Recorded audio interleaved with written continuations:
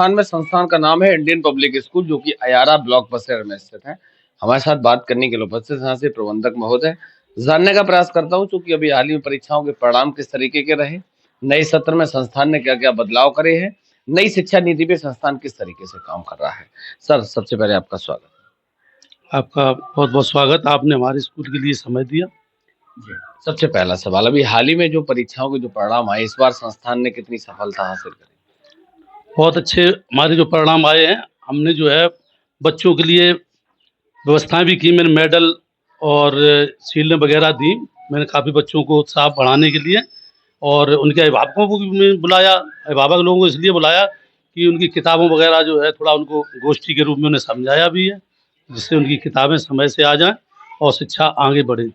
नई शिक्षा नीति लागू हुई है, उस पे किस तरीके से काम कर?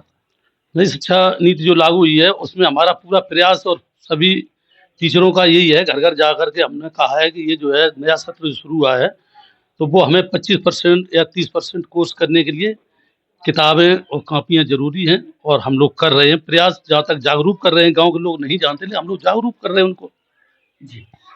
नई सत्र की शुरुआत हुई है, तो संस्थान ने इस बार क्या क्या बदलाव किए? बदलाव यही हम लोगों ने किया है कि एक्स्ट्रा घंटा भी, जैसे जो बच्चे हमारे कमजोर हैं तो अभी हमने घर घर जाकर ये कहा कि जो भी बच्चे कमजोर है अभी भेजिए। और हमने टीचरों से भी कहा है कि जो टीचर हमारे यहाँ एक्स्ट्रा पढ़ाएगा उसको हम अलग से 500 रुपये देंगे कि वो अपना समय देगा। जो कमजोर बच्चे उनकी सूची बनाई हम लोगों ने हर क्लास में, जैसे हिंदी और अंग्रेजी जो बच्चे कमजोर हैं उनकी सूची बना करके एक्स्ट्रा घंटा उनको पढ़ाई होगी। गरीबों, किसानों, मजदूरों के बच्चे आपके साथ ज्यादातर संख्या में जुड़े हैं, किस तरीके का सहयोग रहता है? अगर मेरे यहाँ अभी ऐसे भी बच्चे हैं, 2-3 बच्चे तो ऐसे हैं जिनके पिताजी खत्म हो गए।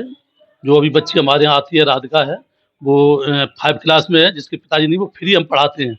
एक एक मोमडन वर्ग में बच्चा है, उसके भी माँ बाप कोई नहीं है, तो उसको हमने किताबें भी दी हमारी संस्था ने और फ्री पढ़ाते हैं। और जो किसान के बच्चे अगर अति गरीब हैं तो हम लोग छूट कर देते हैं फीस पे बराबर, कोई ऐसी भी कि वो भी पढ़ सके और वो आगे बढ़े। लड़कियों के लिए विशेष क्या सहयोग? लड़कियों के लिए विशेष सहयोग यही है कि उन पे अदर से हर चीज़ पे मतलब छूट है। जैसे फीस पे अन्य बच्चों लड़कों से लेकर के अगर वो हैं, किताबें भी हमने अब जो है दे देते हैं कभी-कभी ले आकर के लड़कियों की। जैसे पढ़ना चाहती है अगर कोई बच्ची इच्छुक है तो हम लोग किताबें देते हैं, अपनी स्कूल की तरफ से किताबें देते हैं। अगर वो पढ़ना चाहती है कि हम पढ़ेंगे तो हम लोग उससे किताबें। आखिरी सवाल है, पेरेंट्स से क्या कहना चाहते हैं और उनसे किस सहयोग की उम्मीद करते हैं? पेरेंट्स से मैं यही कहना चाहता हूँ कि जैसे हम लोग जो है हाथ जोड़ के उनसे यही अनुरोध करते हैं कि बच्चों की तरफ ज़्यादातर ध्यान दें और किताबें समय से बच्चों के लिए आएँगे। भाई बच्चे तो, और हमने ये भी कहा है कि फ़ोन से इन्हें दूर रखें। फ़ोन में बच्चे ज़्यादा बिज़ी रहते हैं, फ़ोन से दूर रख कर के किताबों से उनका लगन ज़्यादा करें और किताबें समय से ले आएँ। मेरा यही मतलब जो है अभिभावकों से गुज़ारिश है और यही मैंने उनसे हमेशा कहा है। चलिए, बहुत-बहुत धन्यवाद। हमारी तरफ से भी आपको, संस्थान को नए सत्र के लिए बहुत-बहुत बधाई, शुभकामनाएं। धन्यवाद। आपको भी।